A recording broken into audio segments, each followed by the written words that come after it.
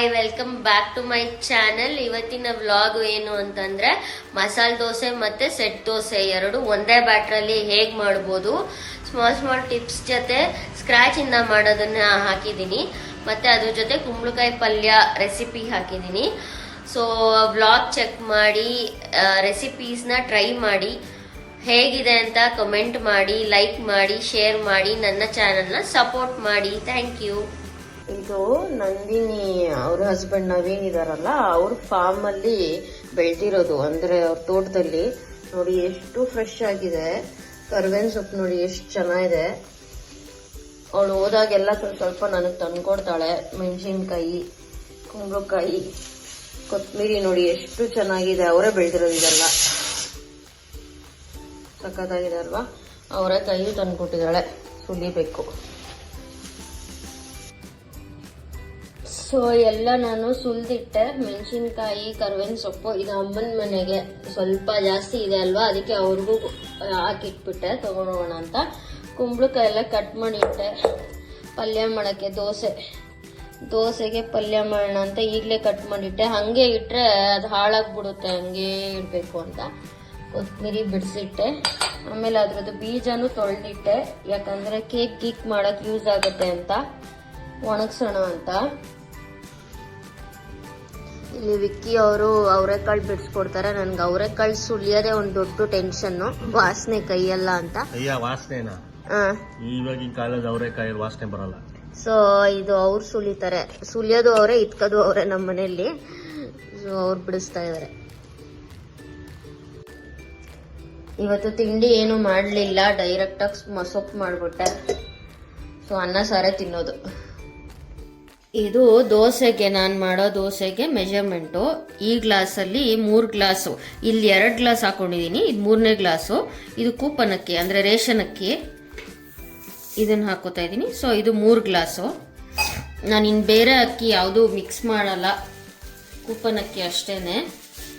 ನಾನು ಮಾಡೋ ದೋಸೆ ಹೇಗಿರುತ್ತೆ? ಸೂಪರ್ ಆಗಿರುತ್ತೆ. ಸೊ ಇದೇ ಗ್ಲಾಸಲ್ಲಿ 1 ಪಾವು ಉದ್ದಿನಬೇಳೆ ತಗೋತಾ ಇದ್ದೀನಿ. ನನಗೆ ಕುಂಬಳಕಾಯಿ ಕಟ್ ಮಾಡಿ ನೋಡಿ ದೋಸೆ ತಿನ್ನಬೇಕು ಅನ್ನಿಸ್ತು, ಅದಕ್ಕೆ ದೋಸೆಗೆ ಹಾಕ್ತಾ ಇದ್ದೀನಿ. ನಾನು ಡಿಮಾರ್ಟಲ್ಲಿ ತರೋದು ರೇಷನ್ನು. ಸೊ ಈ ಥರದ್ದು ತರ್ತೀನಿ ಉದ್ದಿನಬೇಳೆ. ಇತ್ತಂದರೆ ಚೆನ್ನಾಗಿರುತ್ತೆ, ಇನ್ನೂ ಪಫಿಯಾಗಿ ಬರುತ್ತೆ, ಮೆತ್ತಗಿರುತ್ತೆ. ಸೊ ಇದನ್ನು ಹಾಕೊಳ್ಳಿ. ಸೊ ಇದು ಕೂಪನ್ ಅಕ್ಕಿ ಆಗಿರೋದ್ರಿಂದ ಮಿನಿಮಮ್ 4-5 ಸಲ ತೊಳಿಲೇಬೇಕು. ನಾನು ಒಂದೊಂದು ಸಪ್ರೇಟಾಗಿ ತೊಳೆಯಲ್ಲ, ಒಟ್ಟಿಗೆ ತೊಳಿತಾ ಇದ್ದೀನಿ. ಇದೆರಡು ಹಾಕ್ಕೊಂಡೆ. ಇದ್ರ ಜೊತೆನೆ ಇದು ಕಡಲೆಬೇಳೆ ಒಂದು 3 ಸ್ಪೂನ್ ಅಷ್ಟು ಹಾಕೋತಾ ಇದ್ದೀನಿ. ಇದು ಪುಟಾಣಿ ಸ್ಪೂನು, ಅದಕ್ಕೆ 3 ಸ್ಪೂನ್ ಅಷ್ಟು ಹಾಕೊಳ್ಳಿ. ಸೊ ಇಷ್ಟು ನಾನು ಒಂದು 5ರಿಂದ 6 ಸಲ ತೊಳ್ಕೊತಾ ಇದ್ದೀನಿ. ಇವಾಗ ನೋಡಿ ತೊಳೆದಿಟ್ಕೊಂಡಿದ್ದೀನಿ. ಇದು ಗಿಡಕ್ಕೆ ಹಾಕೋಣ ಅಂತ ಎತ್ತಿಟ್ಟೆ, ಒಂದು 6 ಸಲ ತೊಳೆದಿಟ್ಟೆ. ಸೊ ಇದಕ್ಕೆ ಸ್ವಲ್ಪ ಮೆಂತ್ಯ ಕಾಳು ಆ್ಯಡ್ ಮಾಡ್ಕೊಳ್ಳೋಣ. ಇಷ್ಟೇ ನಾನು ಆ್ಯಡ್ ಮಾಡೋದು. ಬಟ್ ರುಬ್ಬೇಕಾದ್ರೆ ಒಂದು ಟಿಪ್ಸ್ ಹೇಳ್ತೀನಿ, ಅದನ್ನು ಫಾಲೋ ಮಾಡಿ. ದೋಸೆಗೆ ಯಾವ ಸೋಡಾ ಹಾಕೋದು ಬೇಡ, ಅಷ್ಟು ಚೆನ್ನಾಗಿ ಬರುತ್ತೆ. ಸೆಟ್ ದೋಸೆನೂ ಮಾಡ್ಬೋದು ಇದರಲ್ಲಿ, ಮಸಾಲೆ ದೋಸೆನೂ ಮಾಡ್ಬೋದು, ಆ ಥರ ಇರುತ್ತೆ. ಸೊ ಇದಕ್ಕೆ ನೀರು ಹಾಕ್ಬಿಟ್ಟು 8 ಅವರ್ ನೆನೆಸ್ತಾ ಇದ್ದೀನಿ ನಾನು. ಇಲ್ಲಿ ನೋಡಿ, ನೆನೆಸಿದ್ದು ಈ ಥರ ನೆಂದಿರುತ್ತೆ. ಇವಾಗ 8 ಅವರ್ ನೆಂದಿದೆ ಇದು. ಇವಾಗ ಇದನ್ನು ರುಬ್ತಾ ಇದ್ದೀನಿ. ಎಲ್ಲ ಒಟ್ಟಿಗೆನೇ ಹಾಕ್ಕೊಂಡಿದ್ದೀನಿ, ಒಟ್ಟಿಗೆ ರುಬ್ತೀನಿ.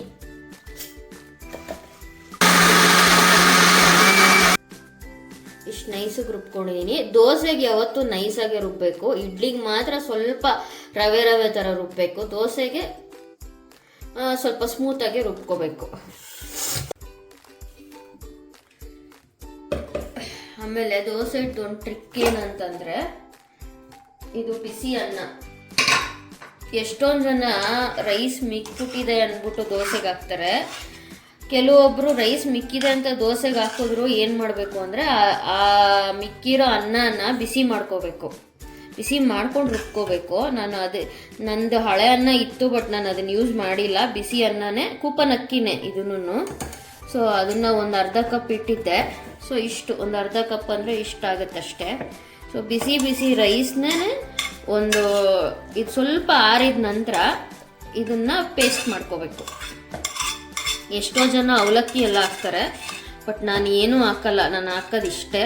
ದೋಸೆ ತುಂಬ ಚೆನ್ನಾಗಿ ಬರುತ್ತೆ ಆದರೆ. ಸೊ ಇದಕ್ಕೆ ಸ್ವಲ್ಪ ನೀರು ಹಾಕ್ಕೊಂಡು ಒಂಚೂರು ಆರಿದ ನಂತರ, ಯಾಕಂದರೆ ಬಿಸಿ ಮಿಕ್ಸಿ ಮಾಡ್ಕೊಂಬಿಟ್ರೆ ಮಿಕ್ಸಿ ಹಾಳಾಗುತ್ತೆ. ಒಂಚೂರು ಆರಿದ ನಂತರ ಇದನ್ನು ರುಬ್ಕೋಬೇಕು.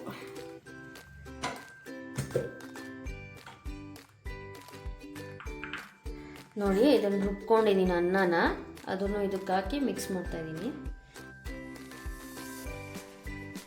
ಈ ಥರ ಹಾಕ್ಬಿಟ್ಟು ಕೈ ಕ್ಲೀನಾಗಿ ತೊಳ್ಕೊಂಬಿಟ್ಟು ಕೈಯಲ್ಲೇ ಮಿಕ್ಸ್ ಮಾಡ್ಕೊಬೇಕು ಯಾವಾಗಲೂ.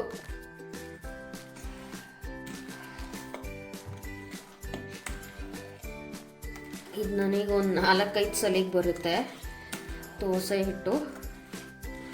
ಮತ್ತು ನಾನು ತುಂಬ ತೆಳ್ಳಗೂ ಮಾಡಲ್ಲ, ಇದರಲ್ಲಿ ಇಡ್ಲಿನೂ ಮಾಡ್ಬೋದು, ಅಷ್ಟು ತಿಕ್ಕಾಗಿದೆ.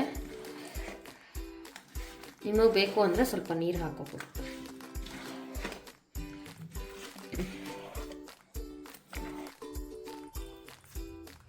ಇವಾಗ ನನಗೆ ಎಷ್ಟು ಬೇಕೋ ನಾನು ಅಷ್ಟು ತೆಗೆದಿಟ್ಕೊಂಡಿದ್ದೀನಿ. ಮಿಕ್ಕಿದ್ದೆಲ್ಲ ಫ್ರಿಜ್ಗೆ ಇಟ್ಬಿಟ್ಟೆ, ಅದಕ್ಕಿನ್ನೂ ಉಪ್ಪು ಹಾಕಿಲ್ಲ. ನಾನು ಈಗ ಉಪ್ಪು ಹಾಕ್ತಾಯಿದ್ದೀನಿ. ಪುಡಿ ಉಪ್ಪು ಅಥವಾ ಕಲ್ಲುಪ್ಪು ಯಾವುದಾದ್ರು ಹಾಕ್ಕೋಬೋದು. ನಾನು ಪುಡಿ ಉಪ್ಪು ಹಾಕ್ತಾಯಿದ್ದೀನಿ. ನಾನು ಪುಡಿ ಉಪ್ಪು ಹಾಕ್ಬಿಟ್ಟು ಮಿಕ್ಸ್ ಮಾಡಲ್ಲ, ಇದನ್ನ ಹಂಗೆ ಎತ್ತಿಡಬೇಕು. ಮಿಕ್ಸ್ ಮಾಡಿದ್ರೆ ಏನಾಗುತ್ತೆ ಗೊತ್ತಾ, ನೀವು ನಾರ್ಮಲಿ ನೋಡ್ತೀರಾ ಈ ವಿಡಿಯೋಸಲ್ಲೆಲ್ಲ ಫುಲ್ಲು ದಪ್ಪಕ್ಕಾಗಿ ಉಕ್ಕೆಲ್ಲ ಬಂದ್ಬಿಟ್ಟಿರುತ್ತೆ, ಆ ಥರ ಆಗುತ್ತೆ ಮಿಕ್ಸ್ ಮಾಡಿದ್ರೆ ಉಪ್ಪು ಯಾವಾಗಲೂ. ಹಿಂಗೆ ಹಾಕಿಟ್ರೆ ನಮಗೆ ಹೆಂಗೆ ಬೇಕೋ ನಾರ್ಮಲಾಗಿ ಉಕ್ಕೋದು ಇಲ್ಲ, ನಮಗೆ ದೋಸೆಗೆ ಎಷ್ಟು ಹುಳಿ ಬೇಕೋ ಅಷ್ಟು ಹುಳಿ ಬಂದಿರುತ್ತೆ. ಯಾವಾಗಲೂ ಮಿಕ್ಸ್ ಮಾಡೋಕ್ಕೆ ಹೋಗ್ಬಾರ್ದು ಉಪ್ಪನ್ನ. ಹಿಂಗೆ ಮಾಡಿಬಿಟ್ಟು ನಾನು ಇವಾಗ 10 o'clock, ಇವತ್ತು ಲೇಟ್ ಆಯ್ತು ಆ್ಯಕ್ಚುಲಿ, 10 ಗಂಟೆ ಆಗಿದೆ ಇವಾಗ ರುಬ್ಬಕ್ಷಣ. ಬೆಳಗ್ಗೆ 10 ಗಂಟೆಗೆ ನಾವು ದೋಸೆ ಹಾಕೊಳ್ಳೋದು, ಕರೆಕ್ಟಾಗಿ ಆಗಿರುತ್ತೆ ಇದು.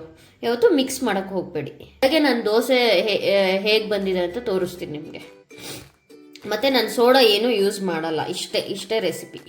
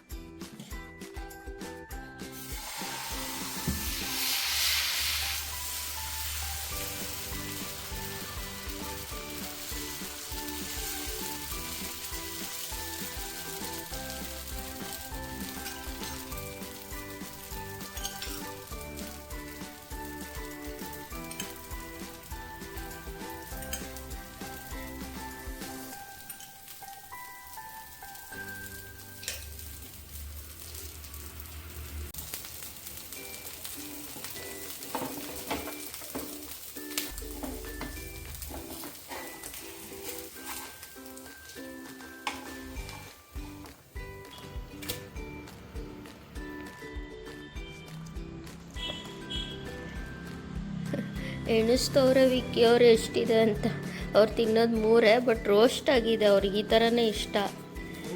ಹುಲ್ಲು ಕರುಮ್ ಕರುಮ್ ಅಂತ ಎಲ್ಲೈತಿ. ನನಗೆ ಸೆಟ್ ದೋಸೆ ಇಷ್ಟ, ಅವ್ರಿಗೆ ಈ ಥರ ಇಷ್ಟ.